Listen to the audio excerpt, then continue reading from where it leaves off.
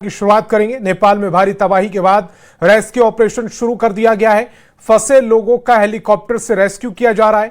कई इलाकों में अचानक पानी भर गया, जिससे बड़ी संख्या में लोग फंस गए। सड़क और पुलों के प्रभावित होने के कारण कई जगहों पर राहत और बचाव दलों के लिए पहुंचना मुश्किल हो रहा है। ऐसे में हेलीकॉप्टर के जरिए प्रभावित इलाकों तक पहुंचकर लोगों को सुरक्षित स्थानों पर निकाला जा रहा है। रेस्क्यू टीम फंसे लोगों को तलाशने और उन्हें सुरक्षित बाहर निकालने में जुटी हुई है। प्रशासन ने लोगों से सुरक्षित स्थानों पर रहने और नदी नालों से दूर रहने की अपील की। नेपाल में राहत और बचाव कार्य लगातार जारी है। हालांकि बर्बादी की तस्वीर इससे कहीं ज्यादा खतरनाक है। नदी के किनारे हर तरफ चीख पुकार और खौफ की तस्वीरें हैं। लोग बेबस नजर आ रहे हैं। कोई जान बचाने के लिए छतों पर है तो कोई सुरक्षित ठिकानों की तलाश में है, लेकिन जहां तक नजर जाएगी वहां तक सिर्फ बर्बादी की तस्वीरें नजर आती हैं।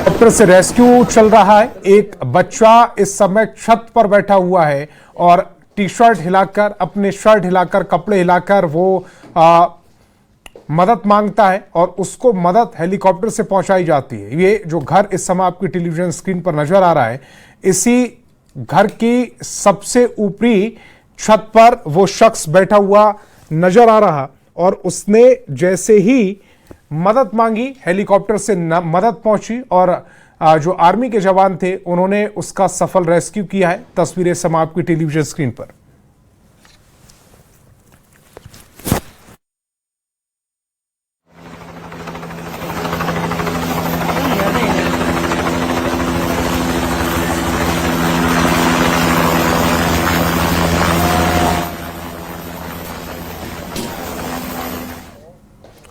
नेपाल में तबाही के बाद छपरा में भी बाढ़ का खतरा मंडरा रहा है, जिसे देखते हुए जिला प्रशासन द्वारा गंडक नदी से सटे इलाकों में माइकिंग कर लोगों को जागरूक किया जा रहा है। अगले 24 घंटे के भीतर जल स्तर बढ़ने की आशंका है, जिसके कारण कई इलाकों में बाढ़ का संकट बढ़ गया है। सुने प्राप्त सूचना के अनुसार नेपाल में कुछ क्षेत्रों में जल स्तर बढ़ने के कारण गंडक नदी में पानी बढ़ने की संभावना है। इसलिए गंडक नदी से सटे निचले क्षेत्र, दियारा क्षेत्र एवं नदियों के किनारे वाले क्षेत्रों में रहने वाले परिवारों को सूचित किया जाता है कि सतर्क रहें और अपने घरों में रखे सभी कीमती सामानों, आवश्यक कागजातों को सुरक्षित रखें। जिला परिषद और नेपाल में आई विनाशकारी बाढ़ के बाद अब बिहार के कई जिलों में बाढ़ का खतरा मंडराने लगा है। मुजफ्फरपुर में भी गंडक नदी में बाढ़ को लेकर अलर्ट जारी किया गया। ऐसे में मुजफ्फरपुर के डीएम और एसएसपी के साथ तमाम अधिकारी गंडक नदी के तटबंधों और फाटकों का निरीक्षण किया। वहीं जिलाधिकारी की ओर से सभी सीओ और संबंधित अधिकारियों को सख्त निर्देश दिए गए कि तटबंधों की निगरानी में तेजी लाई जाए। वहीं इलाकों में माइकिंग कर लोगों से ऊंचे स्थानों पर जाने की अपील की जा रही है। नेपाल में जो बाढ़ की स्थिति उत्पन्न हुई, उसके संबंध में आपदा प्रबंधन विभाग के द्वारा और चीफ सेक्रेटरी सर के द्वारा जीसी दिया गया। उन्हें बताया गया कि गंडक नदी में जो है जल स्तर बढ़ने की संभावना है। उसी को लेकर के जिले में जो है 3 अंचल जो है गंडक से प्रभावित होते हैं, पारू, सरैया और साहेबगंज। तो हमारे और एसएसपी साहब के द्वारा जो है निरीक्षण किया गया, तटबंध का भी निरीक्षण किया गया। जैसे कि जो रेवा घाट और उसके समीप क्षेत्रों में गए थे, तो वहाँ पर जो गेट है जिसमें कि जो रेगुलेट करता है पानी को, और उसको विशेष ध्यान दिया जा रहा है। और जो जल संसाधन की जो टीम है उसके साथ हम लोग थाना स्तर से एक तरह से ज्वाइंटली देख रहे हैं और वहाँ पर स्थानीय जनप्रतिनिधि हैं, उनके माध्यम से भी हम लोग फीडबैक ले रहे हैं। तो वहाँ रात भर हम लोग निगरानी रखेंगे। और बघात से बड़ी खबर है, गंडक नदी का जलस्तर लगातार बढ़ रहा है। वाल्मीकि नगर गंडक बराज पर 1,26,000 क्यूसेक पहुंचा पानी का जलस्तर। नारायणी नदी के जलस्तर में भी बढ़ोतरी हो रही है। बराज पर अलर्ट पर जल संसाधन विभाग की टीम है। डीएम तरनजोत सिंह के नेतृत्व में कैंप कर अधिकारियों की टीम वहां पर मौजूद है। तो तस्वीर इस समय आपकी टेलीविजन स्क्रीन पर बगहा से तस्वीरें, जहां गंडक नदी का जलस्तर लगातार बढ़ रहा है। वाल्मीकि नगर गंडक बराज पर 1,26,000 क्यूसेक जलस्तर पहुंच चुका है। नारायणी देवी के जलस्तर में भी बढ़ोतरी हुई। बराज पर अलर्ट पर जल संसाधन विभाग की टीम है। डीएम तरनजोत सिंह के नेतृत्व में कैंप कर रहे अधिकारियों की टीम।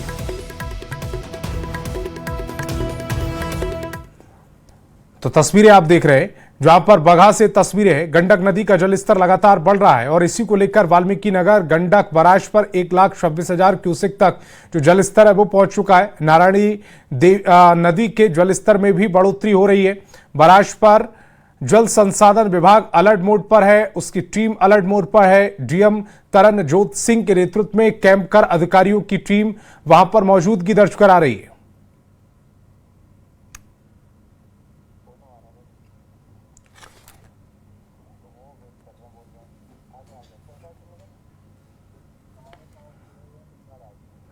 और मुन्ना राज मेरे सहयोगी ज्यादा जानकारी के साथ फोन लाइन पर जुड़ रहे हैं। मुन्ना राज, 1,26,000 क्यूसेक तक पानी पहुंच चुका है। जी, लगातार गंडक नदी के जलस्तर में बढ़ोतरी शुरू हो गई है और फिलहाल अपडेट यही है कि वाल्मीकि नगर गंडक बराज पर जलस्तर बढ़कर 1,44,000 क्यूसेक तक पहुंच गया है। तो फिलहाल वाल्मीकि नगर गंडक बराज से गंडक नदी में 1,44,000 क्यूसेक पानी का डिस्चार्ज हो रहा है। तो नेपाल के नारायणी नदी के जलस्तर में भी लगातार उफान शुरू हुआ है और यह जलस्तर बढ़कर फिलहाल 1,44,000 क्यूसेक तक पहुंच चुका है और जल संसाधन विभाग की पूरी टीम अलर्ट मोड पर है और वाल्मीकि नगर गंडक बराज के सभी 36 फाटकों को खोल दिया गया है। क्योंकि जो नेपाल से पानी आ रहा है उसमें तमाम तरह के मलबा आ रहे हैं, तो तमाम फाटकों की सुरक्षा को देखते हुए जल संसाधन विभाग की अभियंताओं की कई टीम लगातार कैंप कर रही है और डीएम के नेतृत्व में जिला प्रशासन की टीम भी लगातार इलाके में मॉनिटरिंग कर रही है और जो निचले इलाके में जो सभी सीओ को बने रहने का निर्देश जारी किया है कि हालांकि कई निचले इलाके ऐसे चार दिया है और कई इलाकों में कम्युनिटी किचन। मुन्ना राज से हमारा संपर्क टूट रहा है, लेकिन अभी अभी जो ताजा अपडेट मुन्ना राज दे रहे हैं उसके मुताबिक 1,44,000 क्यूसेक पानी डिस्चार्ज किया गया है। ये जल स्तर पहुंच चुका है, माफ कीजिएगा, इस समय वाल्मीकि नगर बैराज का जो जल स्तर है वो 1,44,000 क्यूसेक पानी तक पहुंच चुका है। यानी थोड़ी देर पहले जो 1,26,000 हमारी टीम को जानकारी मिली थी, अब उसमें भी इजाफा हो गया है और इसी को देखते हुए डीएम की टीम वहां पर इस समय मॉनिटरिंग कर रही है क्या स्थिति बनी हुई है। और मुन्ना राज जो एक महत्वपूर्ण बात कह रहे हैं कि बड़ी तादाद में गाद आ रही है, मलबा आ रहा है पानी के साथ, उसको लेकर भी अब अलर्ट जारी किया गया है।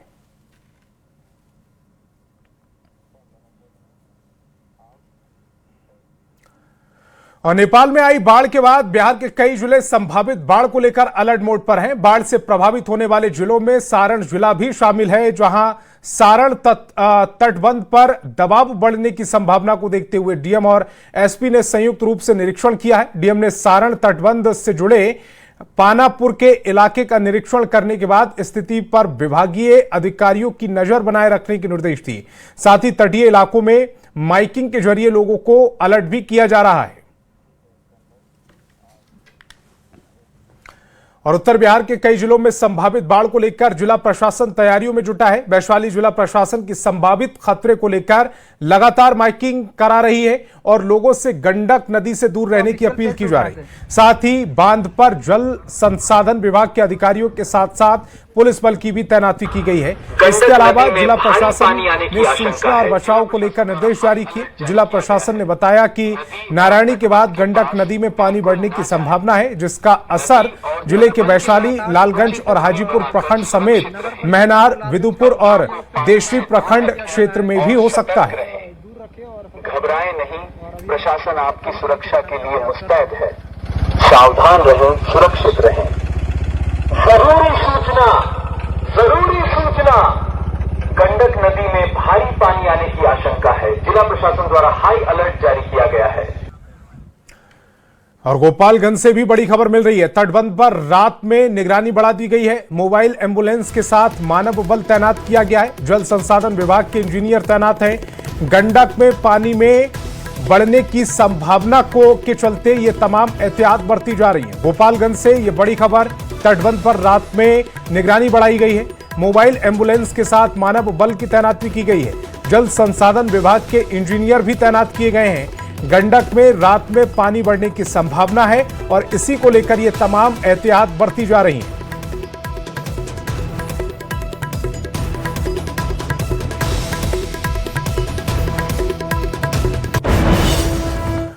और इस वक्त की एक और बड़ी खबर मिल रही है। नेपाल में बाढ़ को लेकर केंद्रीय गृह मंत्री अमित शाह का एक्स पर पोस्ट आया है। नेपाल में बाढ़ की तबाही पर अमित शाह ने दुख जताया। संकट की इस घड़ी में भारत सरकार नेपाल के साथ खड़ी है।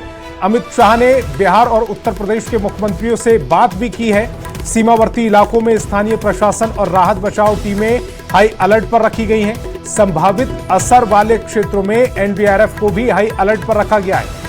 केंद्र सरकार ने नेपाल की बाढ़ की स्थिति पर लगातार नजर बनाए रखी हुई है। ये तमाम बातें अमित शाह ने अपने एक्स पोस्ट में कही हैं। वहीं उप मुख्यमंत्री और जल संसाधन मंत्री विजय कुमार चौधरी ने कहा है कि सरकार ने बाढ़ से निपटने के लिए पूरी तैयारी कर रखी है। उन्होंने बताया कि नेपाल से पानी बिहार की ओर आने में समय लग रहा है, जिससे रास्ते में पानी का वेग और मात्रा कम होने की उम्मीद है। विजय कुमार चौधरी ने कहा है कि सरकार हालात पर लगातार नजर बनाए हुए है और लोगों को सतर्क रहने की सलाह दी गई है। उन्होंने लोगों से अपील की कि स्थिति को लेकर घबराने की जरूरत नहीं है।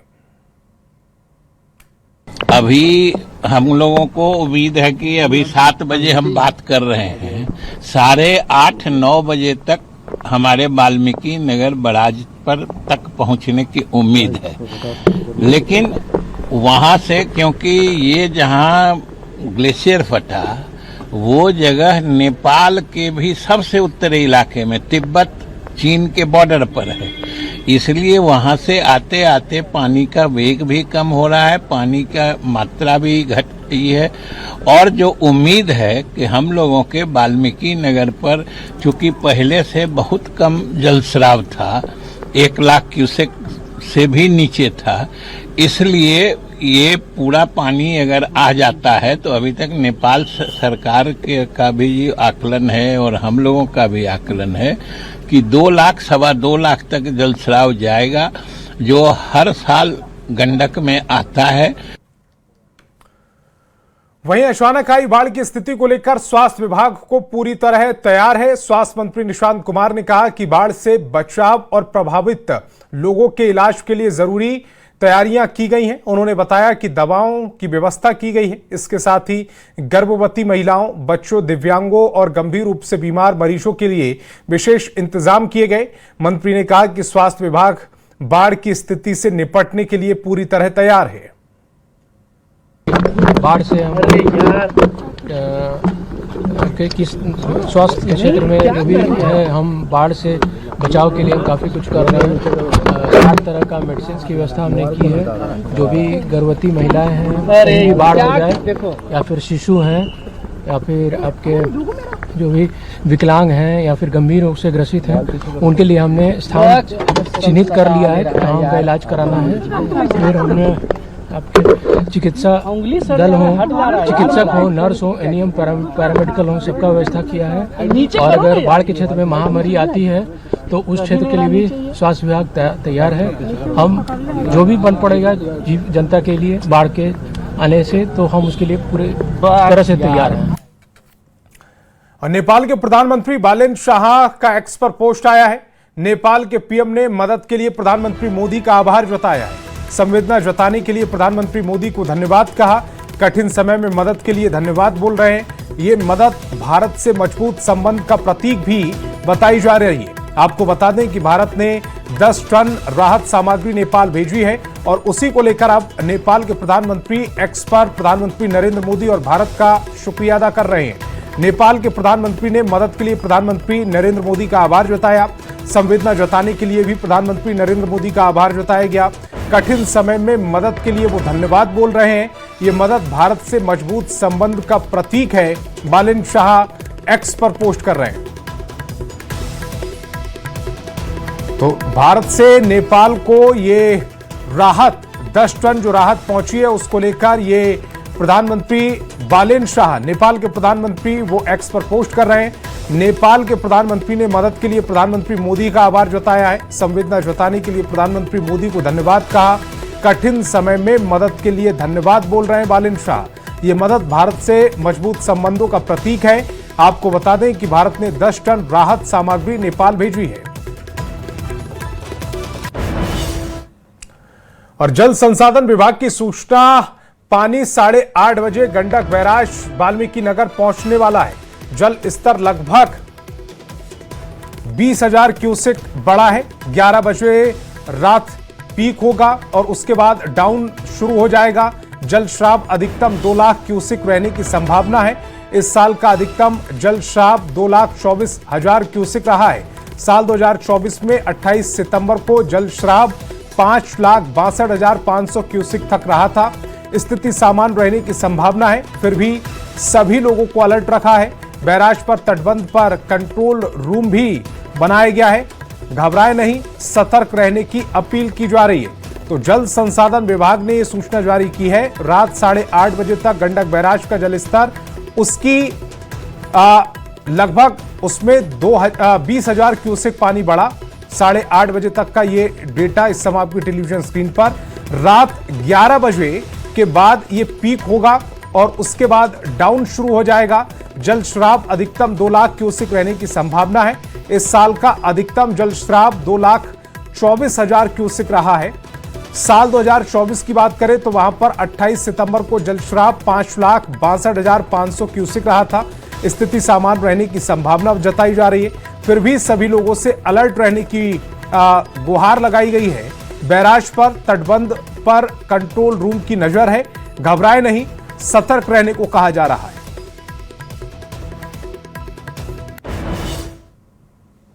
और बड़ी खबर मधुबनी से है, जहां बिहार में पूर्ण शराबबंदी के बावजूद शराब पार्टी का वीडियो वायरल हो रहा है। वीडियो में बासोपट्टी बिजली विभाग के जेई ओम प्रकाश को देखा जा सकता है। शराब पार्टी का वीडियो सोशल मीडिया पर तेजी से वायरल हो रहा है। हालांकि न्यूज 18 इस वायरल वीडियो की पुष्टि नहीं करता। वायरल वीडियो में टेबल पर शराब की बोतलें रखी हैं और जेई के कथित तौर पर शराब का सेवन करने का दावा किया जा रहा है। वीडियो सामने आने के बाद लोग पूरे मामले की जांच और कार्रवाई की मांग कर रहे हैं। और तुलसीदास की जयंती के मौके पर पटना के रविंद्र भवन में आयोजित कार्यक्रम में सीएम सम्राट चौधरी ने बिहार के लिए कई घोषणाएं की हैं। सम्राट चौधरी ने कहा कि वो लव कुश और प्रभु श्री राम के वंशज हैं। फल्गु नदी में सोन नदी का पानी लाकर शराब से मुक्ति दिलाएंगे। सोन नदी को फल्गु नदी से जोड़ा जाएगा। बक्सर में भगवान बावन का मंदिर की जेल से लगभग किया जाएगा, जिससे लोगों को पूजा करने में जेल से इजाजत नहीं लेनी पड़ेगी। सम्राट चौधरी ने हरिहरनाथ मंदिर में कॉरिडोर बनाने का काम शुरू हो गया है। विष्णुपद मंदिर में भी कॉरिडोर का निर्माण होगा। बाबा हरिहरनाथ यहाँ पर है बगल में।